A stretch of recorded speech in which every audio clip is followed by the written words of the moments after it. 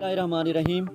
नाजरीन, आज की इस वीडियो में मैं आप दोस्तों को धान की फसल की पहले 40 दिन की क्या ज़रूरियात हैं उनके बारे में बताऊंगा। तो जैसे कि नाजरीन, पिछली वीडियो में मैंने आप दोस्तों को बताया था कि पाकिस्तान में धान की काश्त जिन रकमों में होती है उनकी दो इकसाम हैं। एक है ज़रखेज़ ज़मीन और दूसरी है कलराठी ज़मीन।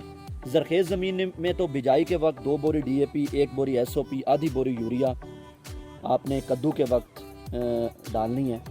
कलराठी ज़मीन में बिजाई के वक्त या कद्दू के वक्त आपने 2 बोरी ज़ोरावर, 1 बोरी SOP और आधी बोरी यूरिया इस्तेमाल करनी है। तो अब जैसे DAP बहुत महंगी है तो ज़रखेज़ ज़मीन में 1 बोरी DAP और कलराठी ज़मीन में 1 बोरी ज़ोरावर भी डाली जा सकती है। और बहुत सारे काश्तकार हजरात ने ऐसे ही किया है कि उन्होंने 1 बोरी DAP या जहाँ पे कलर था वहाँ पे 1 बोरी ज़ोरावर ही डाली है। नाजरीन, SOP पोटाश का इस्तेमाल ज़रूर करें, ठीक है। तो नाजरीन, अगर किसी काश्तकार ने 1 बोरी DAP या कलराठे रकबे में 1 बोरी ज़ोरावर डाली है तो वो पनीरी शिफ्ट होने के 10 से 12 दिन पर 1 बोरी नाइट्रोफास लाजमी डालें।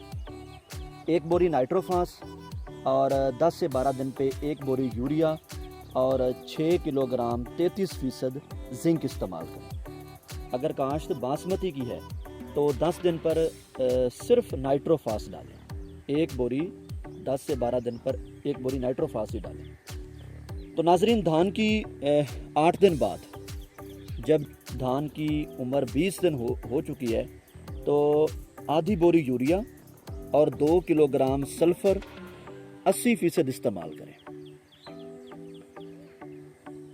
अगर ज़मीन कलराठी है तो आधी बोरी यूरिया की बजाय 1 बोरी अमोनियम सल्फेट का इस्तेमाल करें।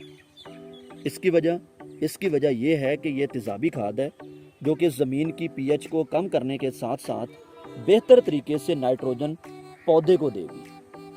तो इसमें एक चीज़ की तब्दीली भी की जा सकती है। अगर आप 20 दिन पे कलराठे रकबे में 1 बोरी अमोनियम सल्फेट दे रहे हैं तो अमोनियम सल्फेट के अंदर तो सल्फ़र और यूरिया दोनों की मौजूदगी है, तो सिर्फ अमोनियम सल्फेट ही 20 दिन पे काफ़ी है। सल्फ़र ना भी दें तो गुजारा हो सकता है। 35 से 40 दिन की उम्र में आधी बोरी यूरिया डालें और नाइट्रोजन खाद मुकम्मल करें। नाजरीन, 50 से 55 दिन की उम्र में जब धान की उम्र 50 से 55 दिन हो चुकी है तो फसल झाड़ मुकम्मल कर चुकी होती है और बढ़ोतरी वाला मरहला शुरू कर लेती है। तो उस वक्त हमें नज़र नहीं आता, लेकिन पौधे के अंदर सिट्टे का ज़हूर शुरू हो चुका होता है। तो ऐसी सूरत में मुंजर की लंबाई, दानों की भराई और फसल को गिरने से रोकने के लिए आपने 20% लिक्विड पोटाश 3 लीटर पानी में फ्लड करवानी है। तो इससे क्या फ़ायदा होगा? एक तो इसका सबसे बड़ा फ़ायदा कि ये लिक्विड पोटाश 20% ये इस मरहले की पोटाश की कमी को पूरा करेगी, तने को मजबूत करेगी, दाने की भराई करेगी और फौरी दस्तयाब होने की वजह से जो सबसे बड़ा मसला फसल गिरने से महफूज रहेगी, फसल को गिरने से रोकेगी। तो नाजरीन, ये एक ऐसी अब तरीक़ाकार है जिस तरीके से आप दोस्तों ने चलना है। कि अगर मैं ख़ुलासा बता दूं आप दोस्तों को कि आपने धान लगने के 10 से 12 दिन पे 1 बोरी नाइट्रोफास, 1 बोरी यूरिया, 6 किलोग्राम 33% जिंक डालनी है। 20 दिन की उम्र में आपने इसमें अगर आपने बासमती लगाई हुई है तो आपने 20 दिन पे 1 बोरी नाइट्रोफास डालनी है, उसे आपने यूरिया नहीं देनी। 20 दिन की उम्र में आपने आधी बोरी यूरिया और 2 किलोग्राम सल्फ़र देना है। अगर यहाँ पे कलराठी ज़मीन है तो 20 दिन की उम्र में आप सिर्फ 1 बोरी अमोनियम सल्फेट दें। 35 से 40 दिन की उम्र में आधी बोरी यूरिया दें और 50 से 55 दिन की उम्र में 20% लिक्विड पोटाश 3 लीटर आप पानी में फ्लड करवाएं।